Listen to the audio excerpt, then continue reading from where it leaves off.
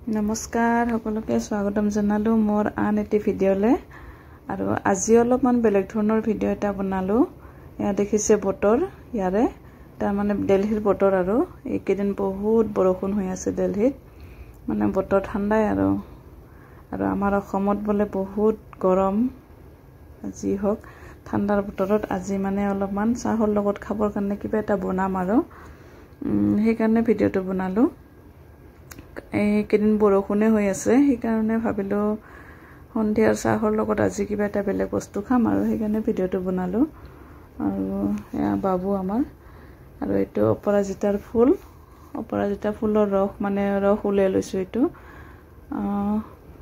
তাৰ মানে মই এতিয়া বৰা চাউলৰ পিঠা বনাম আৰু আমাৰ ল'ৰা দুটাই মানে কালাৰ দিলেহে বেছি ভাল পায়।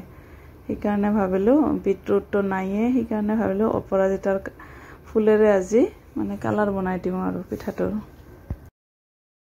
আৰু চাউলখিনি এতিয়া ফুলৰ ৰসত মানে ৰসখিনি যিখিনি কালাৰ ওলালো মই সেইখিনিত মানে তিয়াই থৈছিলোঁ আৰু এইখিনি ৰাতিপুৱাই কৰিছিলোঁ সন্ধিয়াৰ আয়োজন। কিন্তু ৰাতিপুৱাই বৰা চাউলটো ৰাতিপুৱাই তিয়াবই লাগিব না, বহুত সময় লাগে নহ'লে পিঠাটো ভাল নহয়। আৰু আবেলিলৈকে চাউলখিনি চাম এতিয়া কালাৰটো এনে বহুত ধুনীয়া হয়।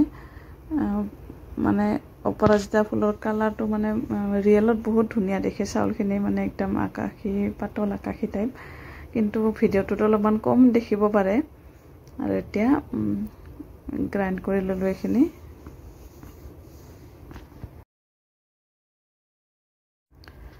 আৰু পিঠা বনোৱাৰ প্ৰচেছটো সাধাৰণতে সকলোৱে জানে, তথাপিতো দেখুৱালোঁ। এইখিনিতো সকলোৱে জানেই আৰু অলপমান বেলেগ পদ্ধতিত দেখুৱাই আছোঁ মানে তাত আৰু এইটো কৰিলে মানে সকলোৱে পিঠাটো বনাব পাৰিব। এয়া চাওক মই এখন চাকনিৰে এনেকৈ দি দিলোঁ, কাৰণ এইবিলাক টাৱাত অলপমান দিগদাৰ হয়, নন ষ্টিকি টাইপ হয় এইটো। আৰু ইয়াতে এইটোতো বহুত পিছল হৈ যায় আৰু এইটো পিঠাৰ কাৰণে বহুত মানে কি কয় সেইটো অলপমান ওখহা টাইপ মানে হেৰি লাগে আৰু টাৱাটো। আৰু এনেকৈ দিলে কিন্তু এই চাকনিখনেৰে বহুত ধুনীয়াকৈ দীঘলকৈ বনাব পাৰিব। যিসকলে নাজানে মানে তেওঁলোকেও বনাব পাৰিব। আৰু মই এই পিঠাটো মানে ইমানেই বনাইছোঁ, দিল্লীত ইমানেই বনাইছোঁ মানে ইয়াতে মোৰ চিনাকি যিমান হিন্দী ভাষী মানুহ আছে চবকে খুৱাইছোঁ আৰু তাহাঁতেতো আচৰিত যে কি বস্তু বিনা তেল বিনা পানীত মানে পিঠা হৈ যায় এইটো। আৰু নাৰিকল দিলেও ভাল লাগে, তাহাঁতে কয় আৰু ইমান নাৰিকলটো দিলেও ভাল লাগে, তিলটো দিলেও ভাল লাগে। মই বেছিভাগ নাৰিকল দি বনায়ে খুৱাইছিলোঁ। তিলটোতো আৰু ইয়াতে পাই যদিও সেইখিনি ঘৰৰ পৰাই লৈ আহোঁ। আৰু এই বতৰত অৱশ্যে পিঠাটো অলপমান ভাল নালাগে, ঠাণ্ডা দিনতে বেছি ভাল লাগে। কিন্তু চাউলখিনি ইমান কষ্টকৈ লৈ আহিছোঁ অসমৰ পৰা দাঙি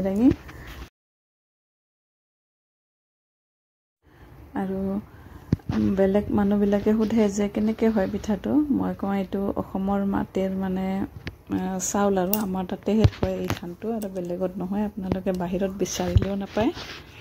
আৰু কিমান ধুনীয়া হয় না। আৰু চাওক এনেকৈ মোৰ পিঠাকেইটা হৈয়ে গ'ল গোটেইকেইটা। এয়া চাওক বেছি সময় নালাগে পিঠাকেইটা এনেকৈ বনাবলৈ।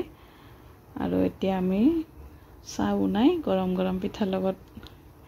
আৰু আপোনালোকে কমেণ্ট কৰিব কোনে কোনে এই পিঠাটো খাই ভাল পায়। বৰা চাউলৰ পিঠা, তিল পিঠা, নাৰিকল পিঠা যি বুলি কয়, আমাৰ তাতে কিন্তু শুকান পিঠা বুলিও কয়। আৰু এয়া চাহৰ লগত এতিয়া পিঠাৰ জুতি। আৰু এতিয়া আমি চাহ খাওঁ। আপোনালোকে যদি ভিডিঅ'টি ভাল লাগে তেতিয়াহ'লে লাইক আৰু ছাবস্ক্ৰাইব কৰিবলৈ নাপাহৰিব।